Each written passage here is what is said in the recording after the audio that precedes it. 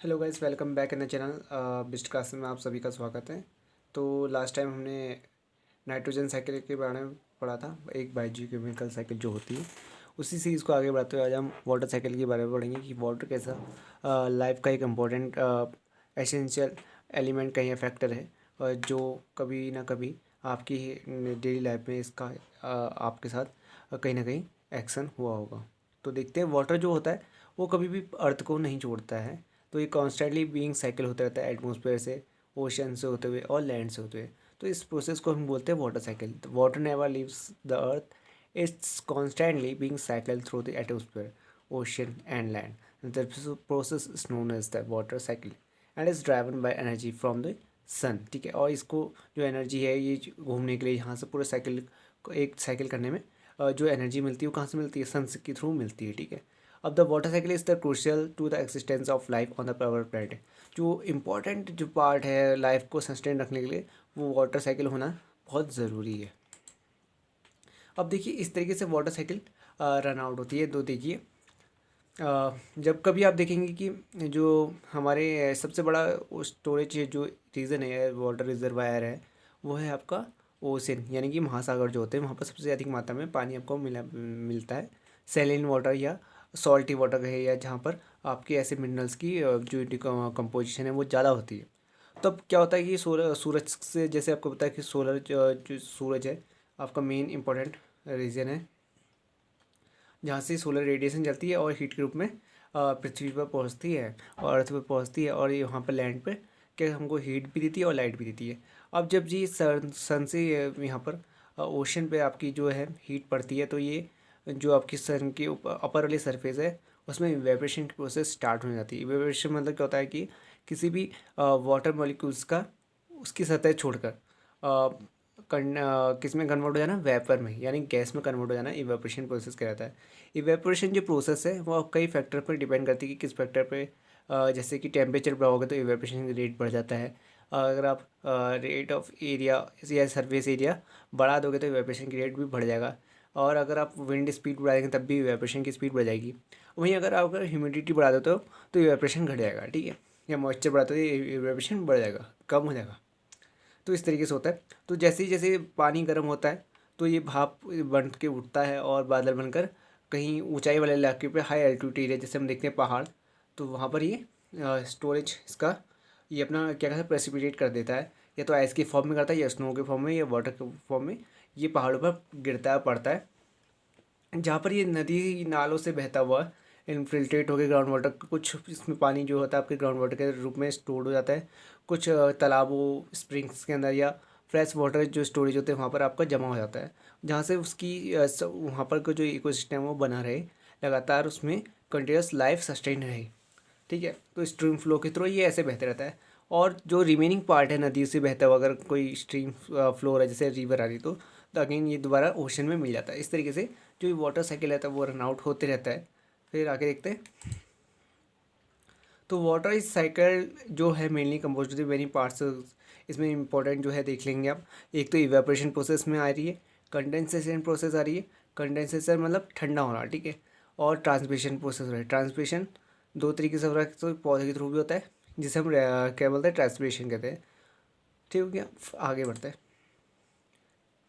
अब देखो, during the part of water cycle the sun heats up liquid water and changes to a gas by the process evaporation. क्या होता है, जब जब भी वाटर साइकिल होता चलता है तो यहाँ पर सन की हीट से जो लिक्विड वाटर है वो कन्वर्ट हो जाता है, चेंज किसमें कि कौन से स्टेट में कन्वर्ट हो जाता है? गैस की स्टेट में चेंज होता है। इसी प्रोसेस को हम इवेपोरेशन या वाष्पीकरण की प्रक्रिया बोलते हैं।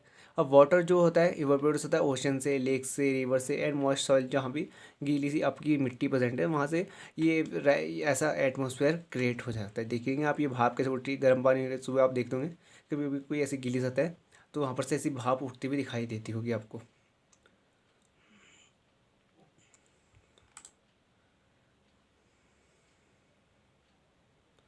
अब सेकंड पॉइंट ये देखेंगे, ये है ट्रांसपिरेशन। ट्रांसपिरेशन का मतलब क्या होता है, आगे देखते हैं। तो process of evaporation from plants is called transpiration. जब यही प्रोसेस अगर आपकी लीव्स की थ्रू हो रही है और वाटर ड्रॉपलेट्स वाटर वेपर के रूप में उस लीव से निकल रहे हैं, प्लांट की लीव से निकल रहे हैं, तो हम इसको बोलते हैं transpiration. In other words it's like plants are sweating और परहैप्स एक्सेलिंग।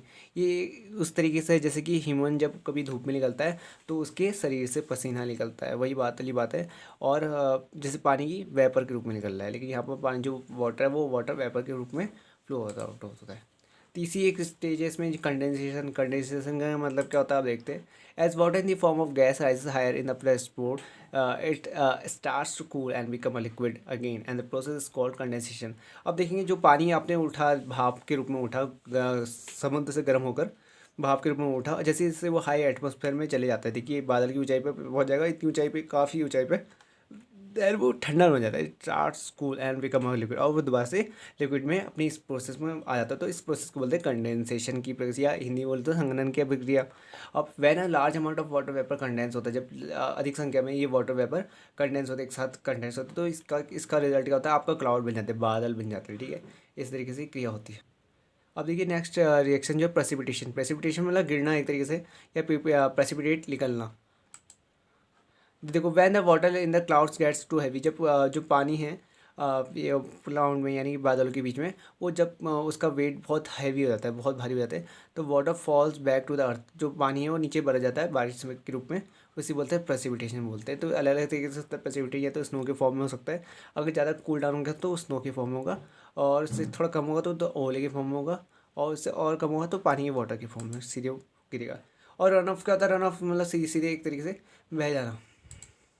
तो when the rain falls on the road, जब भी बारिश जो है, बारिश लैंड पे गिरती है, some of the water is absorbed, कुछ पानी जो है आपका एब्जॉर्ब होता है ग्राउंड वाटर के फॉर्म में, जो क्योंकि जो मिट्टी है उसके कहीं ना कहीं उसमें पॉकेट सुराग बने होते हैं, और जिससे जिसके थ्रू वो अंदर कहीं ना कहीं एक ऐसे एरिया में जाके स्टोर हो जाता है, जिसे बोलते हैं हम ग्राउंड वाटर। जो यही ग्राउंड वाटर हम पानी के तौर में, प्योर वाटर के तौर पर हम इसको पीने के लिए यूज़ करते हैं। अब कई जगह पे हम लोग क्या कर रहे हैं, गड्ढे खोद के इस पानी को निकाल लिया, जिससे ग्राउंड वाटर लेवल में बहुत कमी आ रही है, और इससे क्या होता है जो आपको शुद्ध पानी का सोर्सेस है वो कम होने लगे हैं। तो उन पर निर्भरता ना होकर हम कुएँ ज़्यादा खोदें तो वो ज़्यादा बेटर है, और जो आपका रेन वाटर है उसको ज़्यादा प्रेफर करेंगे अपने कपड़े धोने के लिए। तो ऐसी चीज़ों के लिए हम इसका इस्तेमाल कर, पीने का पानी जो है हम कम से कम इस्तेमाल करें तो वो बेटर रहेगा हमारे लिए। तो other precipitants runs directly into streams और rivers, water that collects in the rivers, streams and oceans called run off. जो भी वाटर कलेक्ट होता है, चाहे वो रिवर के थ्रू, स्ट्रीम्स के थ्रू, कोई भी मतलब स्रोत के थ्रू और ओशन के थ्रू, उसे बोलते हैं हम रन ऑफ कहते हैं, ठीक है। तो इस तरीके से ये अभिक्रिया, तो ये देखिए इस तरीके से ओशन से एवेपोरेशन की प्रोसेस हुई, भाप के रूप में उठा पानी, देन इससे क्या हुआ, ये मॉडरेट के हाई एल्टीट्यूड वाले एरिया में पहुंचा, और यहाँ पर इसके बादल बने। बादल जब मोर कंडेंस हुए, इसमें ज़्यादा ज़्यादा वाटर लेवल बढ़ा, तो ये बादल के बारिशने लगे बादल, और आगे जो बारिश के रूप में प्रेसिपिटेशन हुआ, और दोबारा ये जो भी वाटर था सारे पेड़ पौधों जीव जंतुओं को अगेन अवेलेबल हो गया, और अगेन ये प्रोसेस ऐसे चलती रहेगी, अगेन अगेन अगेन चलती रहेगी।